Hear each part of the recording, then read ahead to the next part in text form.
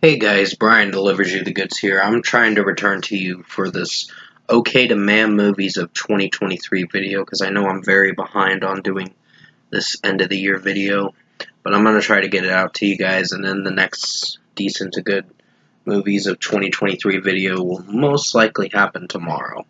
So basically I'm going to discuss what I'm going to be talking about in this video and let you know from 15 to 1 what I decided to put on this list, because the Flash was going to be on this list, but I decided to deem that in my worst movies, which I will put that on that list soon. So with that being said, let's dive right into the number 15 spot, which is The Sun. This was a Hugh Jackman movie that came out this year, and it was okay. It wasn't that bad. The message behind it was pretty sad, and I think the performances weren't terrible, but it just the son was going through a lot of stuff and all that. But if you watch the movie, you'll see what happens at the end. Like, you think he survived it, but he didn't. Which I can't spoil too much if you have not seen this movie. But I put this at my number 15 because it was one of the okay movies of the year.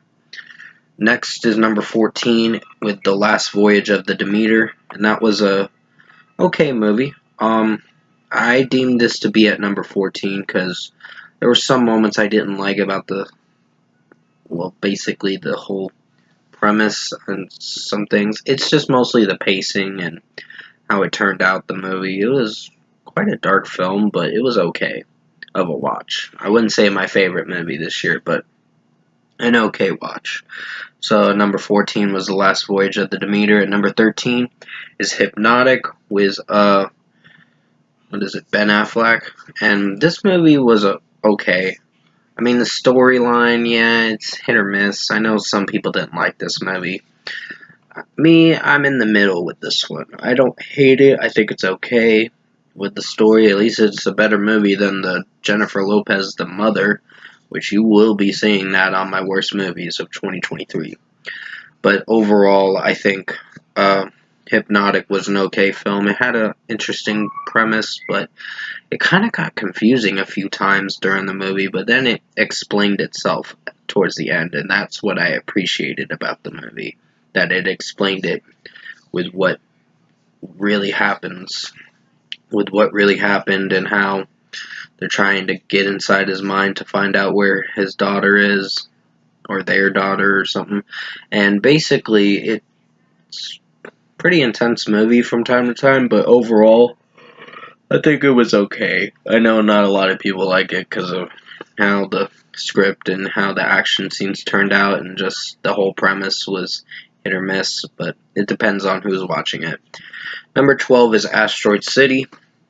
I think this was an okay film. What I say, I was pretty bored with the beginning of it, but it did pick itself up later on and turned out to be an okay film. I thought I was going to really not like this movie. At first, I was really bored with this movie, but it did progress later on, and I was really interested in the film.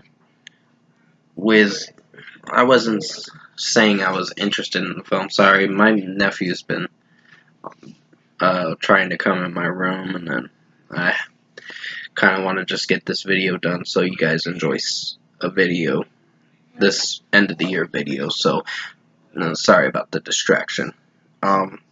Basically, Asteroid City is at my number 12 spot. The beginning was pretty boring and dull, but it picks up later and progresses in a slightly okay executed way. At number 11 is No Hard Feelings, the Jennifer Lawrence movie. This movie was a little weird in a sense, and I wasn't that much of a fan of this movie. It's basically, she's dating this parent's kid or whatever, that is, the kid's like 17 or 18 or something like that. I don't fucking know. I think a college kid, but honestly, it looks really weird with how it's all set up. And overall, I think this movie was okay with the story, but overall it just didn't impress me that much. So this is a okay film. So at number 11 is No Hard Feelings. Number 10 is Fast X. Now, I was a little more impressed with this one than the ninth film. The ninth film was a catastrophe of garbage.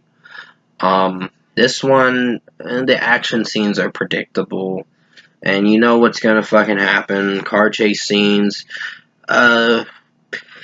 Basically, I didn't like Jason Momoa's performance with his character. They, the script he was given for his character, they made him look like a bitch, in my opinion.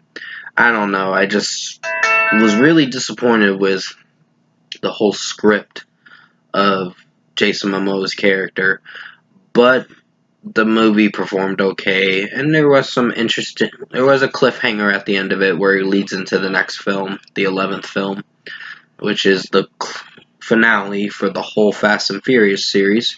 But honestly, I think they should have stopped at 7. Fast 7 should have been the stopping point, because now it's getting into more ridiculousness of, oh, going to space, oh, the fight scenes are so predictable and cringy, and oh, the car chase scenes are just there. So, just there for some amusement, but not a lot. And it's just very predictable of a movie. You know what you're going to expect when you watch a Fast and Furious movie nowadays. So, number 10 is Fast X. Number 9 is Meg 2 The Trench. There was one scene I did enjoy that I was like, that's what you get, bitch. I actually did say that. There was a character in the movie, this female character, that did backstab Jason Momoa and his crew, and then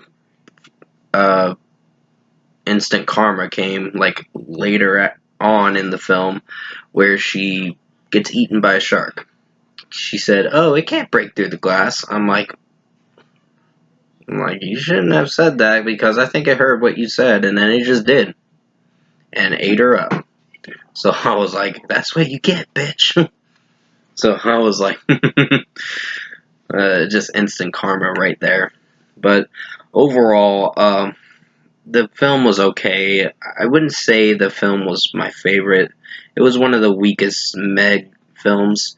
I like Jason Momoa's performance in it from time to time, but the movie did feel rushed and just iffy. So at number 9 is Meg 2 The Trench. At number 8 is Indiana Jones and the Dial of Destiny. This movie I thought was going to suck, but I think the remainder of the movie performed okay. Would I say this was my favorite film of 2023? Not really. But it's kind of a iffy film. Like, it's okay, but it could have done better. The character, Phoebe something, or the actress, I can't remember her name, but honestly, there was a scene in this movie where Indy was saying, my friend just died, and she's like, oh, sorry. And I'm like, what the fuck is that? That is a very mean, robotic response to how the script was really poorly written. And overall, the movie's performance was okay, but could have done a lot better. I think Indiana Jones, I'm glad they're not doing anymore. I think it would have been alright to end the series with him staying back in time in that certain place. But overall, the character, the chick character or whatever in the film, like her granddaughter or something like that, I don't fucking know. But overall, this film didn't impress me that much. So number 8 is Indiana Jones and the Dial of Destiny. Number 7 is Cocaine Bear. Now, did not think I'd say this, because I know this was a true story and the bear did die from cocaine, snorting 900 pounds of cocaine, but they make it into a joke of a movie, a joke of a storyline. And it's like, to be honest, it was okay, but it just, to sensationalize a tragedy is kind of fucked up, Elizabeth Banks. Yeah, I'm talking to you mostly, because basically, you kind of fucked with a true story that was a tragedy. And yeah, I thought it was going to be a slight comedy, but overall, it's really not. It actually is a horror, intense, thriller kind of movie. But it's overall okay of a performance. Some of the actors were okay in it, and sorry about the background noise. My sister's dog's going to be eating in a moment his dinner. So, Cocaine Bear at number 7 is what I chose at my number 7 spot. Number 6 is Insidious, The Red Door. This was another okay film. It's kind of almost meh. It wasn't really something I'm going to remember, but I think overall the storyline was interesting, but I just think the execution for the pacing of the movie was very much forgettable and kind of dull. So this was not a film I'd see myself coming back to. So number 6 is Insidious, The Red Door. Number 5 is Haunted Mansion. This film was meh. Now we're in the top 5, so I think this film could have done a lot better. I mean, the Lakeith, whatever his name is, that his performance was great. I'll give him credit. Everyone else sucked in the film. It's like, please, let's just get through this 2 hours of bullshit. Jared Leto's character as the villain, he was okay. He made it compelling of a watch. His character wasn't bad. Everyone else, except for the guy, Lakeith something, and I can't remember his last name, but he's a good actor. I recommend checking out some of his movies. I will give him props for this film. Tiffany Haddish, Rosario Dawson, Owen Wilson, the other actors, Danny DeVito, their performances weren't that impressive. I was very disappointed with this film a bit, with some of their performances, but the film was meh. It's not something I'm going to remember, so number 5 is Haunted Mansion. Number 4 is Sakura, the Donnie Yen film. The story was just like boring. This film lacked a good plot. Well, the plot was okay, but the execution of the film's performance didn't impress me that much. And I was very disappointed with some of this film. But overall, it was meh, enough to be in my top 5. So number 4 is Sakura. Number 3 is Surrounded. Letitia Wright, or whatever her name is. She's the girl that played in Black Panther, Wakanda Forever, the one that's the new Black Panther. You might know who I'm talking about, but basically she's in this Western movie, and overall it was meh. It's not my favorite film of the year, but I think it could have done a lot better. So number 3 is Surrounded. Number 2 is The Equalizer 3. This film is meh. I mean, the overall storyline kind of disappointed me a bit. Like, first he gets injured, then he stays in this small town or whatever, this kind of islandy town or whatever the fuck, but he's there for a little while, for the remainder of the movie mostly, and Dakota Fanning's back in this, working with Denzel Washington in this film, but I don't know, it's just, this movie didn't impress me that much. It's one of the weaker Equalizer movies, in my opinion. Not number 1 mass movie of the year, but it was a contender for that. But overall, I think the overall story was hit or miss, and I think this should be the last one, personally, for Equalizer. I don't think they should do any more after this one. So at number 2 is Equalizer 3. And finally, at number 1, drum roll please, The Nun 2. This film was very meh. it is one of the mass films of the year. I almost thought it was going to be a bad film, but overall it didn't deem itself to be in the worst movies of 2023. But you know The Flash is going to be in that list. So expect that to happen. So basically, The Nun 2 was about the nun and all that from the first film, and they're trying to figure out what she's after and all that. And the film's script was hit or miss, but overall it performed a little better. I think the first film was my favorite. The second one is very weak. And number one is The Nun 2.